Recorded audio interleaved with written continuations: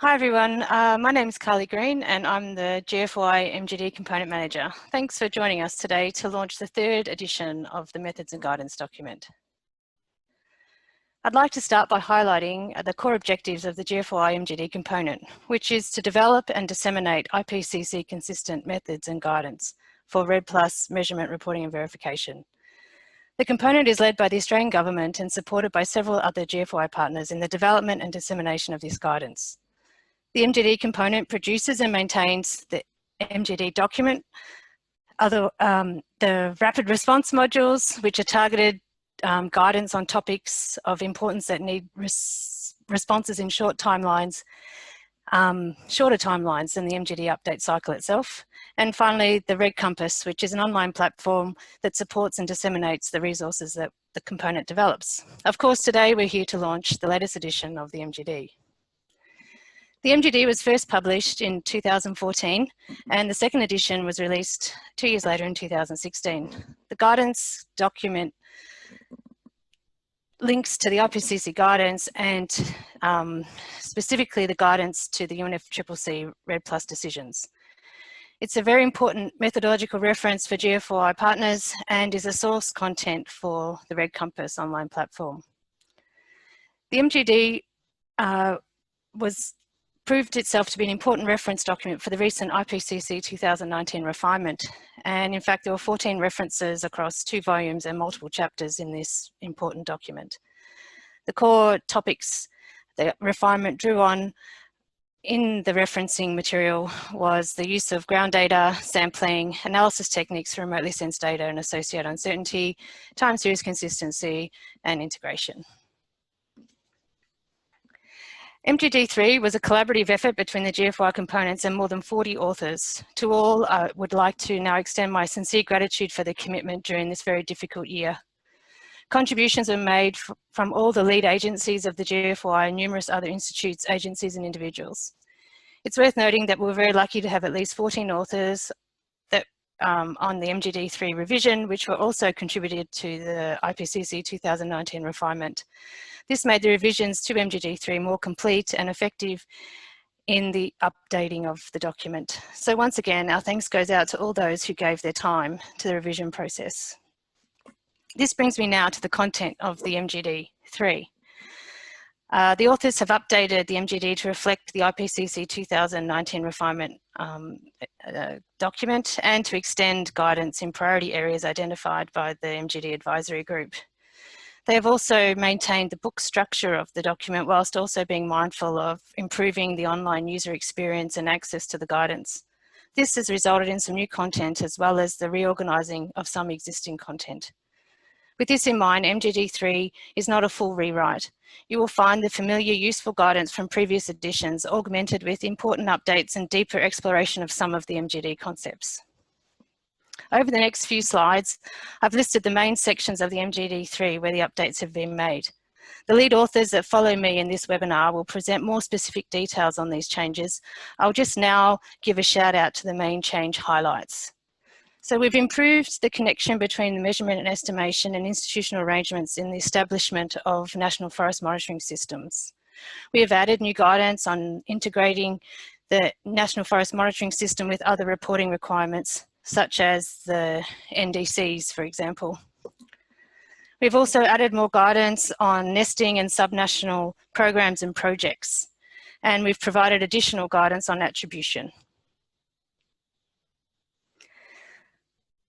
Updates on the rapidly evolving availability and utility of remote sensing data have been provided, and we've also presented some experiences in the utility of early warning systems. There is new guidance on methods and options for reducing uncertainty in activity and emission factors, and this crosses over many new and existing sections of the MGD listed here. And finally, we've provided some additional guidance on how to incorporate all carbon pools and non-CO2 gases in the estimates. The English version of MGD3 is therefore now available for download in PDF form from REDDcompass. Work is continuing in the translation of the MGD3 into Spanish and French, with the aim of being completed during towards the end of October this year. REDDcompass is also being updated at the moment, and MGD3 content is being transitioned onto this platform to replace the current MGD2 version that is there. REDDcompass updates will be the subject of another GFOI webinar later this year, so we hope you can join us for that one as well. We will now hear from the subject lead authors with more detail on the specific updates to the MGD3. If you want additional information after this webinar, there will also be a series of longer subject-specific pre-recorded material available on the GFOI YouTube channel. So thanks very much for joining us today, and I hope you enjoy the rest of the webinar.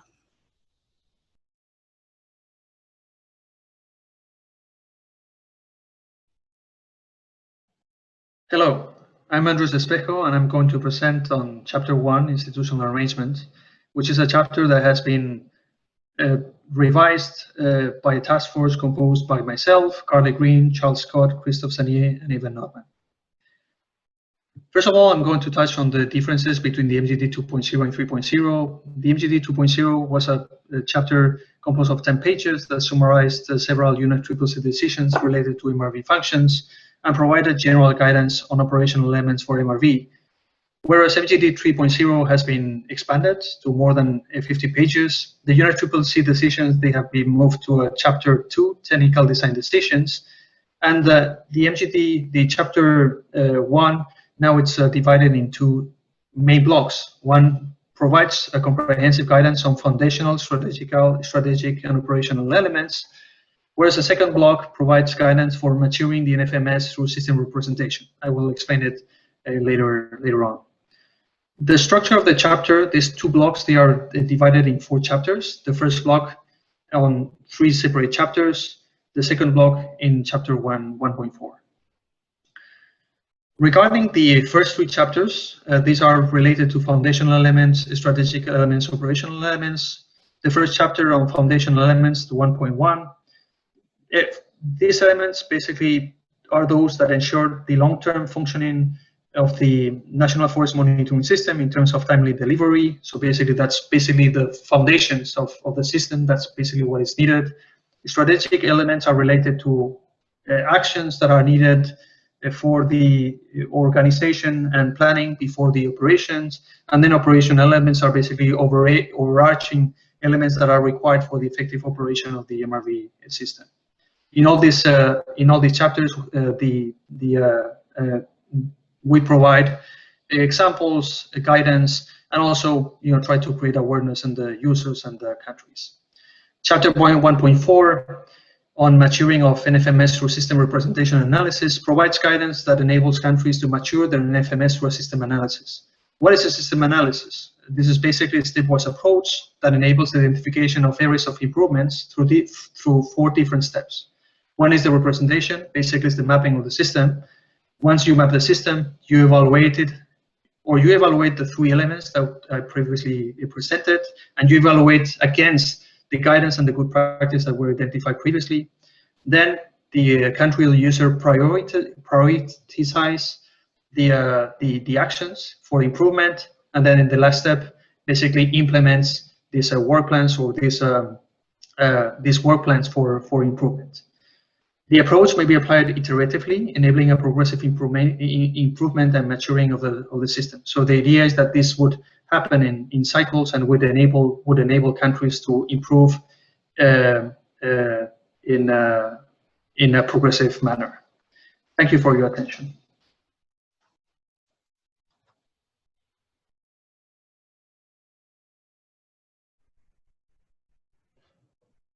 Hi everyone, and welcome to this summary of Chapter 2 of the Global Forest Observation Initiative Methods and Guidance document.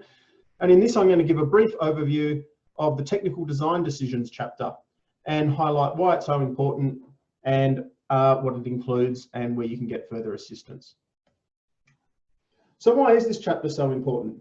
There's 3 main reasons that you really need to consider these design decisions early in any system. Firstly, REDD Plus National Forest Monitoring Systems and MRV are far more than a technical process. These systems have to meet numerous different policy and reporting needs. They need to be backed by correct institutional arrangements, financing, etc., etc. This all requires a design. We really like to follow the 5 Ps when we're thinking of building a system, and that is that proper planning prevents poor performance. And a really clear design in place can really help prevent the duplication of effort, increase the speed of implementation, and reduce the costs of implementing these systems. And finally, a system that you build needs to be far more than the sum of the parts. It's not just some remote sensing data and some ground data. It's much more about how you bring it all together and use it for the reporting needs of your country. So this chapter has been in the methods and guidance document since version 1. It's been updated since version 2 with several refinements to make it easier to read and understand. And the main updates have been driven by the release of the 2019 revision of the IPCC guidelines. And that is a significant update that provides a lot of additional support and guidance for countries. So what's covered in this chapter? Probably one of the main things is the summary of the UNFCCC and IPCC documents, which when you first look at them can seem very complicated and very legalese. The methods and guidance document aims to summarize these in a more easily understandable format that can be used to help guide your system design. But it's not just those documents. We're looking at the policy and reporting needs that drive the system design and data, the types of reviews and assessment processes that need to go on both within your country, but also in the UNFCCC and other external processes. Describing all the different methods, the tiers and approaches that are available to you, the pools and the non-CO2 greenhouse gases that are often need to be reported, options for how to integrate your data, including different integration systems and different tools, looking at the implication of needing to apply reference levels. And this is a very important section because reference levels are not clearly covered by the IPCC guidelines. And so the methods and guidance document provides a lot of very useful information to countries on how to construct these and the implications of using different methods. And a summary before going into chapter 3 of all the different data options that are available. Now, first, when people read this chapter, we've often seen that they think it's very daunting. But I think there's a couple of key messages here. And the first one is that it's all been done before. And to get this right is really a matter of clearly defining your policy and reporting needs first. If you need the support, go and look at what others have done. You should be actively seeking support through all of the GFOI partners. There's numerous fantastic programs out there to help you with this. And most importantly, get onto REDDcompass. REDDcompass has been designed specifically through the GFOI process to help guide countries through this design process. So please visit the website and get on board. Thank you for your attention.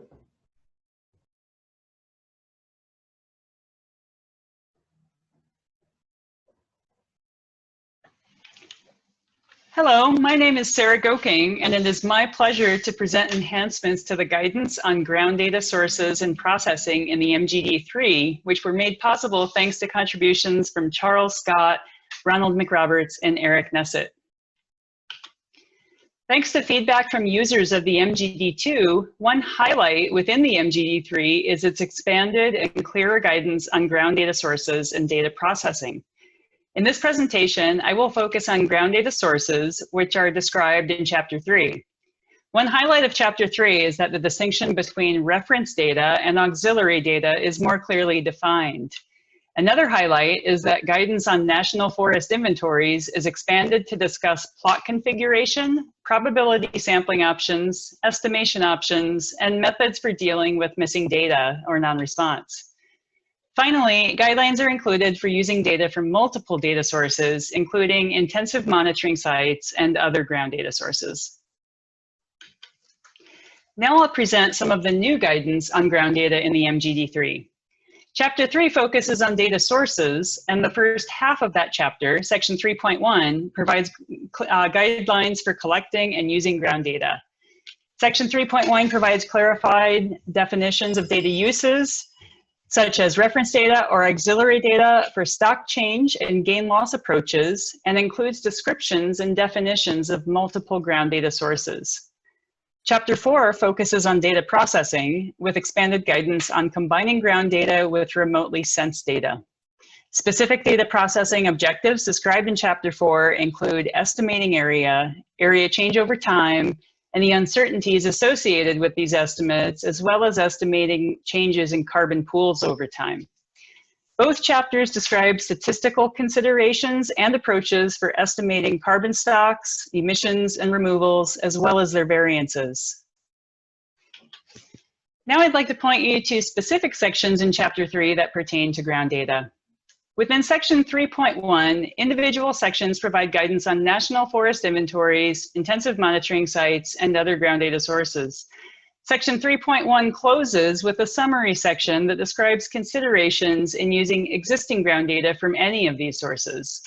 I encourage you to view other presentations about MGD3 that cover Section 3.2 and several topics within Chapter 4, which provides guidance for integrating ground data and remotely sensed data, as well as methods for estimating activity data and for estimating changes in carbon pools over time. I hope that you find these enhancements to the MGD3 to be useful, and I appreciate you taking the time to learn about them. Thank you.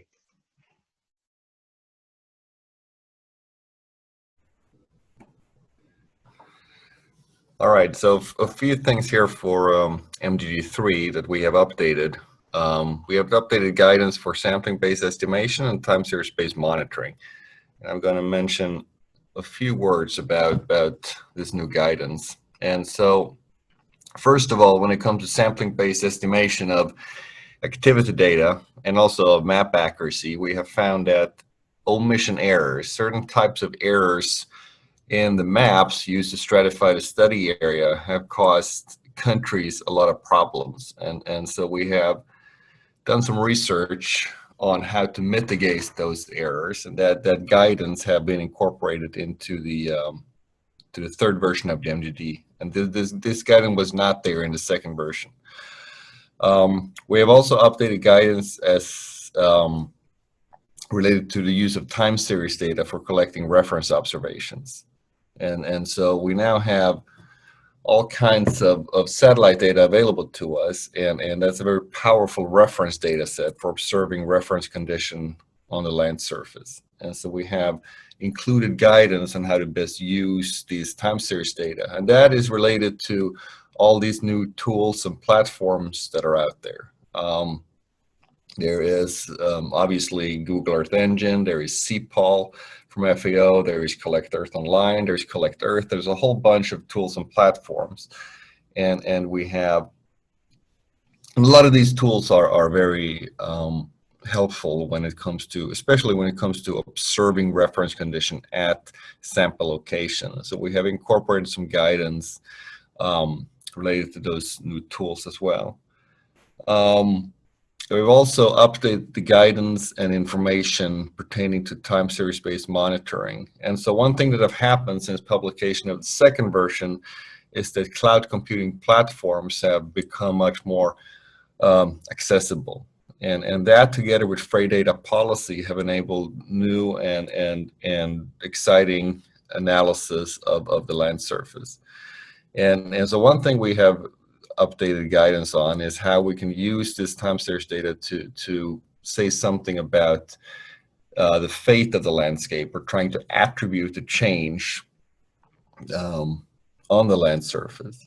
We've also updated the guidance as it pertains to forest degradation monitoring. Forest degradation has traditionally been very hard to monitor in satellite data, but with new time series-based approaches, we're in a much better position to map and monitor forest degradation.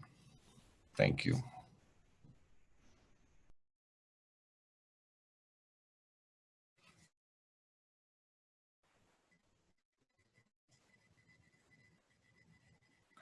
Good morning, everyone. This is a small introduction to one of the sections of the MDG 3.0, which has been updated. It's about reporting and verification.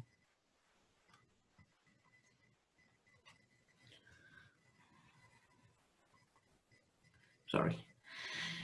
I mean, why reporting and verification? Well, reporting and verification, and including internal and external verification, are fundamental steps for the communication and validation of the results, which are obtained after the forest activities are implemented in different schemes of initiatives.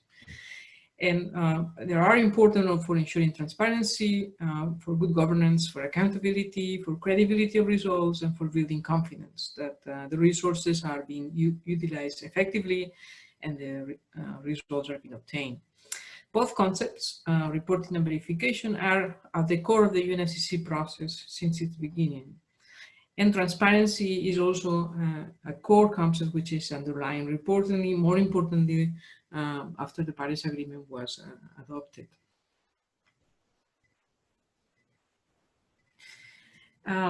Reporting and verification is included in Chapter 6 of the MDG 3.0, and there are fundamental steps for the communication and ratification of results, as I already said, for different schemes and initiatives, not only for the UNFCCC, they can be applied to other initiatives as well. The two main reporting areas for forest information under the UNFCCC, which are recurrent and they have to show consistency among themselves, is the GHG inventory, which under the Kyoto Protocol included some supplementary information for elusive activities, and the REDD activities, including the FREL, and also the results through the REDD Annex. The general requirements which are being highlighted is first that the report has to be transparent, which means that they also have to be comparable with those reported by others, and that it is required to provide information across time, which is complete, consistent, and accurate. Internal and external verification are also important concepts, and they imply the collection of activities and procedures conducted during the planning and development or after the completion of the inventory that can help to establish the reliability of the estimates and associated uncertainties. And this usually is achieved through the applicability of the UNFCCC guidelines, which include an objective scope and timing of reporting, but also by using the IPCC guidelines, good practice guidance and methods for the estimations which are reported.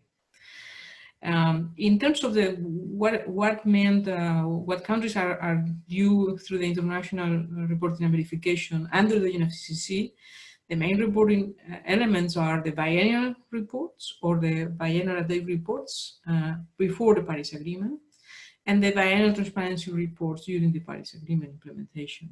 Both include a summary of a GHG inventory, a series of elements related to mitigation and adaptation, as well as finance. And this is all described in this section of the MDG now, which has been updated. And all are subjected to review processes, which are differentiated for developed and developing countries. And these processes are also described. This is part of a process in the case of the Paris Agreement, which includes also the NDC design, and there are some elements included in the MDG about NDCs, so natural determined contributions. But there is also the reporting and verification section, which includes what is so-called modalities, procedures, and guidelines for the transparency framework, which is the reporting and verification process under the Paris Agreement. And that includes the BTR, of course, how the expert review teams are constructed, how the report has to be produced, as well as how the Secretariat later produces some sort of summary of all countries. This is a view, I'm not going to speak a lot about it, but this is a view of the process for reporting under the UNFCCC in terms of the national determined contributions, in terms of how the BRs, BORs are going to be substituted by the BTRs after 22, how the greenhouse gas inventory is reported in terms of that developed countries is annual, but in developing countries is biannual, and how this fits also with the global stock takes. So you see it's a very complex reporting verification system. The last bit is the reporting and verification section for REDD+, where we have the description of this has been slightly updated to connect with the Paris Agreement transparency framework, but it's basically what it was there, which is a description of the requirements for accessing resources payments, and also the description of the reporting and verification process including the review process. And the figure for the review process is being updated for clarity here. So this is in a nutshell what is included on reporting and verification in the MDG version 3.0. And I would like to thank you for your attention. Thank you very much.